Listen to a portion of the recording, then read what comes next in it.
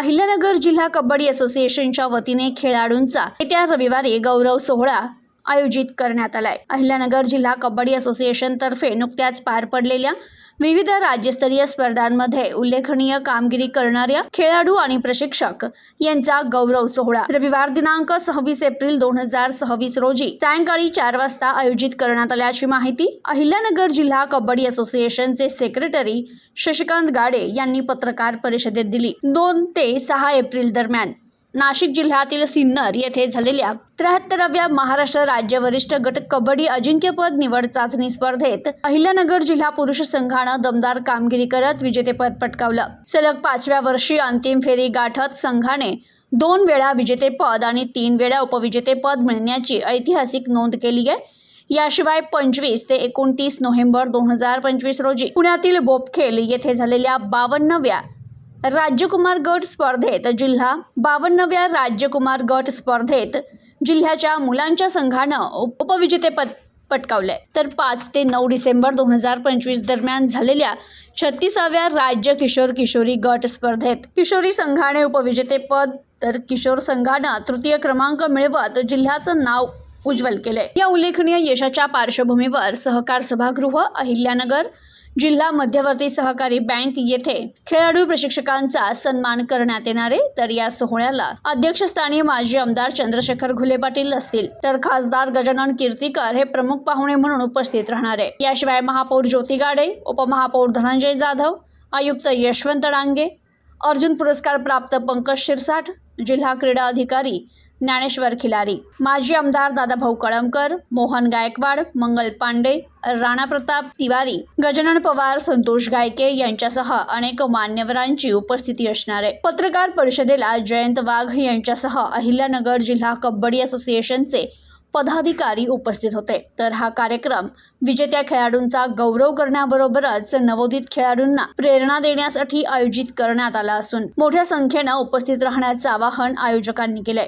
तर अहिल्यानगर जिल्ह्यातील कबड्डीपटू चांगली कामगिरी करतायत। सलग 5 वेळा अंतिम फेरीत प्रवेश केलाय, 3 वेळा उपविजेता आणि 2 वेळा विजेतेपद मिळवलंय। जिल्हा कबड्डी असोसिएशनच्या वतीनं खेळाडूंसाठी वेळोवेळी कॅम्पचंही आयोजन करण्यात येतं। खेळासाठी राखीव असलेल्या जागेसंदर्भात असोसिएशन लवकरच महापालिकेला प्रस्ताव देणार आहे। 2-3 वर्षात खेळाडूंसाठी अकॅडमी सुरू करण्याचा मानस असल्याचं सेक्रेटरी प्राध्यापक शशिकांत गाडे, उपाध्यक्ष जयंत वाघ यांनी सांगितलंय। अहिल्यानगर जिल्हा कबड्डी असोसिएशनच्या वतीने नुकत्याच सिन्नर जिल्हा नाशिक या ठिकाणी पार पडलेल्या पुरुष गटातील राज्य निवड चाचणी अजिंक्यपद स्पर्धेमध्ये आपल्या अहिल्यानगर जिल्हा संघाने त्या ठिकाणी प्रथम क्रमांक मिळवलेला आहे। गेली 5 वर्ष आपला संघ फायनल त्या ठिकाणी खेळतोय।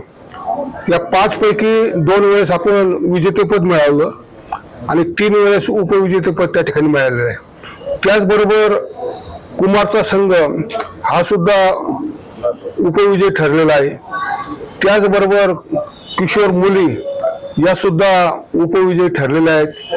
त्याचप्रमाणे किशोरचा संघ तृतीय क्रमांक त्या ठिकाणी मिळवला आहे। आणि या सर्व संघातील खेळाडूंचा रविवार दिनांक 26 एप्रिल